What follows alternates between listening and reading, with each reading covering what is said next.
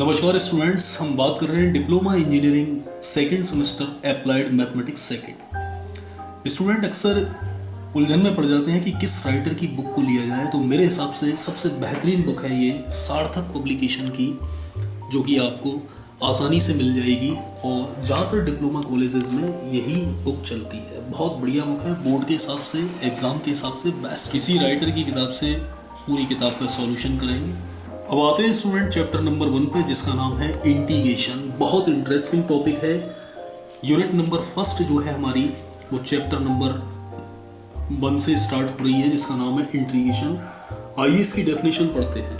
यदि f(x) कोई function है जिसका डिफरेंशियल कोफिशिएंट f(x) से दिया जाता है, यानी f(x) कोई फंक्शन है जिसका डिफरेंशियल कोफिशिएंट f(x) से दिया जाता है, तो कैपिटल f(x) को स्मॉल f(x) का इंटीग्रल कहा जाता है तथा इंटीग्रल प्राप्त करने की विधि, मेथड को इंटीग्रेशन कहते हैं। कहने का मतलब है कैपिटल f(x) यदि कोई फंक्शन है और जिसका डिफरेंशियल कोफिशिएंट f(x) है, तो कैपिटल f(x) को स्मॉल f(x) का इंटीग्रल कहा जाता है और इंटीग्रल प्राप्त करने की विधि जो है उसे इंटीग्रेशन कहा जाता है।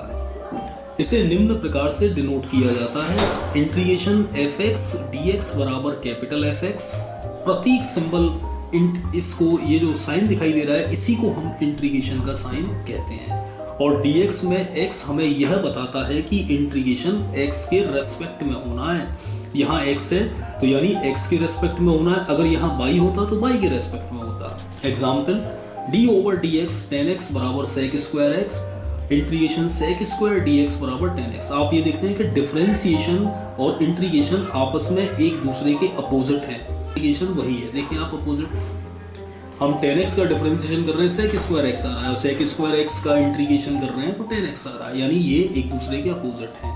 Note, integral gx dash dx बराबर gx में g डैश x इंटीग्रेंड और gx इंटीग्रल है। ये बात बहुत समझने की है कि integral g dash x dx बराबर gx, यानी g डैश x dx का इंटीग्रेशन gx के बराबर है, जिसमें g डैश x को इंटीग्रेंड कहा जाएगा और gx को क्या कहा जाएगा, इंटीग्रल। अर्थात जिस फंक्शन का इंटीग्रेशन किया जाता है उसे इंटीग्रेंड कहा जाता है और इंटीग्रेशन से प्राप्त रिजल्ट को इंटीग्रल कहा जाता है। प्राप्त रिजल्ट को इंटीग्रल कहा जाता है। सिंबल, इंटीग्रेशन का जो सिंबल है और dx, इनका अलग अलग वास्तव में कोई अर्थ नहीं है। अगला नोट आता है हमारा, इंटीग्रेशन करने के बाद प्राप्त रिजल्ट में c जोड़ देते हैं, जो कि एक कांस्टेंट है। ऐसा हम दरअसल क्यों करते हैं, क्योंकि इंटीग्रेशन में कोई लिमिट नहीं दे रखी होती है, इसीलिए हम क्या करते हैं, c को ऐड कर देते हैं। और जहां लिमिट दे रखी होगी उसे हम डेफिनेट इंटीग्रेशन कहेंगे, जो कि इसी सिलेबस का हिस्सा है, चैप्टर नंबर 6 में आएगा। अभी फिलहाल आप ये समझिए कि हमें इसमें c को ऐड करना है।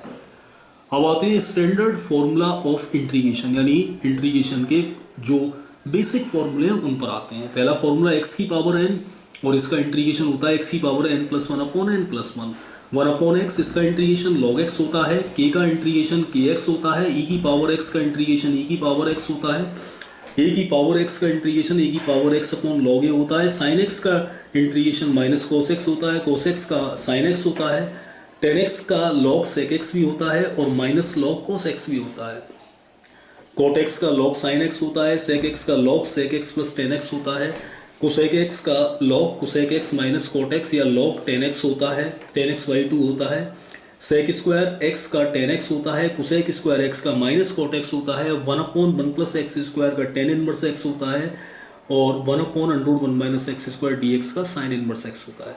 ये कुछ बेसिक फॉर्मूले थे 15 जो मैंने लिख दिए हैं। आप बुक में देखेंगे तो ये सारे फॉर्मूले आपको मिल जाएंगे और कुछ फॉर्मूले और आपको मिल जाएंगे।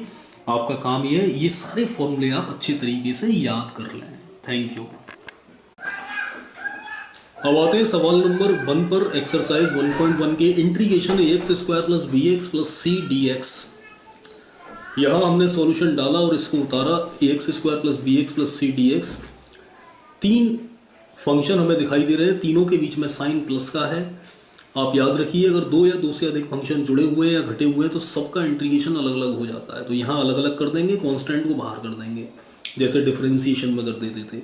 अब एक्स स्क्वायर है तो एक्स की पावर एन वाला फॉर्मूला लगाएंगे, पावर में एक जोड़ेंगे और जुड़ी पावर का नीचे डिवाइड करेंगे, यानी एक्स की पावर 2 में एक जोड़ा तो एक्स की पावर 3 और 3 का डिवाइड एक्स की पावर 3/3। ऐसे ही एक्स की पावर 1 का क्या होगा, एक्स की पावर 2/2 और 1 का एक्स हो जाएगा। एक कांस्टेंट c1 जोड़ देंगे, वैसे c जोड़ते हैं लेकिन यहाँ c ऑलरेडी दे रखा है इसलिए मैंने c1 जोड़ दिया है। 1/3 ax³ + 1/2 bx² + cx + c1 is the answer.